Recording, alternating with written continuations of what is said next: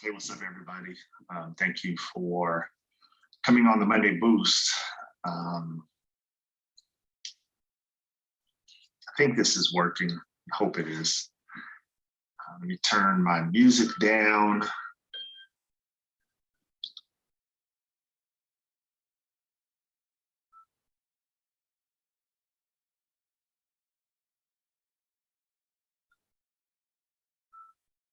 All right, I'll just turn it off. All right, thank you for, like I said, calling in the Monday Boost. I am in Kansas City right now. Be back later this evening, but I wanted to just take some time. I'm trying to be more consistent with this Monday Boost, just to kind of share what I'm thinking about. One of the things that I've that has convicted me is that I need to take more time and just think, meditate. I think I was talking about this last week, about the meditation and really thinking things out as God puts them on my heart. Just taking some time to really wrestle with thoughts that I have during my readings, during my prayer time, and things like that. So tonight I want to look at just this whole thing that we hear about the Garden of Gethsemane. Studied this, and I don't know if I've said this before. I don't think I've done this on a Monday Boost, but earlier this month, I was having a conversation, actually a men's Bible study, and we were talking about the Garden of Gethsemane came up, and we were talking about how Jesus wrestled with the will of God when he struggled over the cup. The funny thing about the Garden of Gethsemane, it's in all of the synoptic gospels. Matthew, Mark, and Luke all record Jesus' struggle in the garden. And for tonight's purposes, I think I want to look at the Gospel of Luke when he was talking about the whole thing about the cup. And let me just find it real quick. I thought I had it up and I didn't. So I apologize for that. Okay, maybe I shouldn't do Luke. Let me do the Gospel of Mark. Mark chapter 14, and I'll start at verse 36. It says, "And he said, Abba, Father, all things are possible to you. Remove this cup from me, yet not what I will, but what you will." Okay, and so that's it. Jesus struggling with the cup, struggling with the will of God for his life. And oftentimes, perhaps we think about the cup of our suffering, the cup of our burdens, the cup of whatever it is that we are going through. And we ask God to remove it. We ask God, does this have to happen? We ask God, do I have to go through this trial? Do I have to deal with this difficult circumstance that has inflicted my life? And it becomes a wrestling between us and God almost, because we want it to cease. But for whatever reason, assuming God keeps it there, what do we do? Do we keep praying? Do we keep fighting for what seems to be a losing battle? That God, I want you to remove this cup. Now think about Jesus in this garden, getting ready to be crucified, knowing what's going to come upon him, knowing, and I'm not really sure if Jesus was worried about the beatings and being spat upon and all of that physical thing he went through. I think Jesus knew that he would have to bear the sins of humanity and take that on. And because of bearing the sins of humanity, it would cause a separation between him and his Father. And I think that's what Jesus was wrestling with, understanding that he who knew no sin would become sin. So when Jesus becomes sin, he knows the consequences of becoming sin is separation. And I think that's what Jesus did not want. I don't really think it was the physical aspect, even though we can assume maybe that had something to do with it. But I think the bigger picture for Christ was the separation. So Jesus is dealing with this as we deal with our cup. And he asks for another way. Is there another way? Let me read that part again. He says, all things are possible for you, God. That means Jesus is acknowledging, God, you can do whatever you want to do. You can find another way if you want to. And take that, make that personal, whatever your cup is. Jesus said, remove this cup from me in Mark, because he says, all things are possible for you. So because all things are possible, remove this cup. And so your cup, you can say, God, I know you can help me find a job. I know you can heal me. I know that you can restore this broken relationship. So remove this cup. But God doesn't, okay? And so I don't know how long Jesus was wrestling with this in the garden, from asking God to remove the cup to saying, okay, you must not going to remove it. And so what I see is not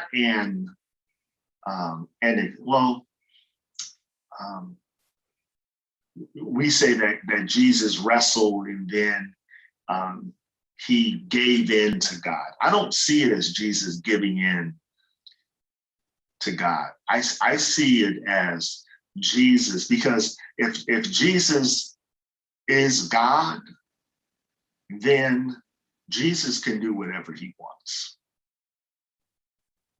If we believe Jesus is God, then Jesus then can do whatever Jesus wants to do, but he doesn't. And so I think the tension in this text is that we see Jesus' will equaling or lining up with the will of God. So then that pushes me to say that whatever my cup is, does my cup or does my will line up with the will of God? And if it doesn't, then I need to alter my will to be lined up with God's will.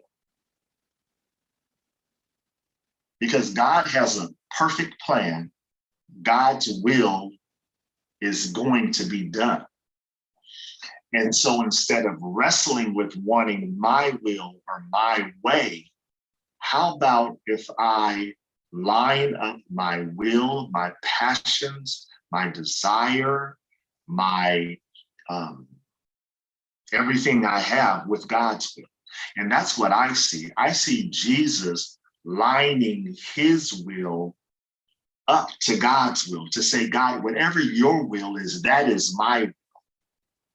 So if suffering, if this cup is a part of your will, then that's my will.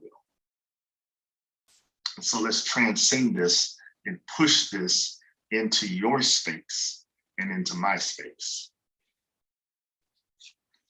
There are many things about my life that I wish were different.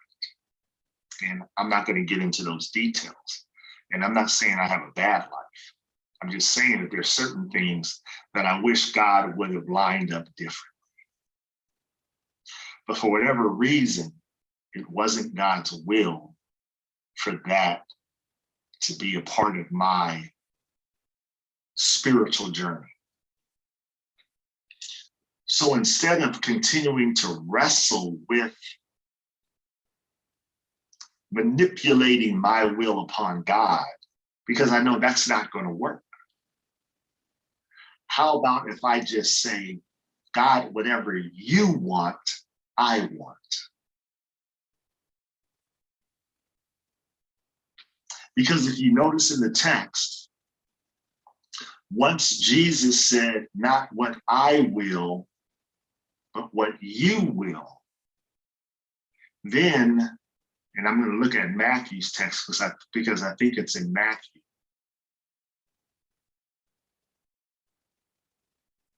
Okay, it's not in Matthew. It's got to be in Luke. When you see Jesus lining up his will with the will of the Father, then you see angels come and minister to Jesus. Because what that indicates is that when the angels come and minister to Jesus, it's when Jesus said that my will is going to be equal to your will. And so then what God does is that God sends angels to minister to Christ so that Christ can fulfill the will of God. So when my will lines up to God's will, God will give me the grace to deal with whatever that cup is. I think I'm making it too complicated. I hope I'm not. I hope I'm not, because I've been wrestling with this for about 3 to 4 weeks.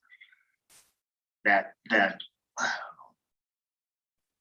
when I line my thoughts and my desires to the thoughts, desires, and will of God, I can accomplish anything. I can do the impossible because it's God's will.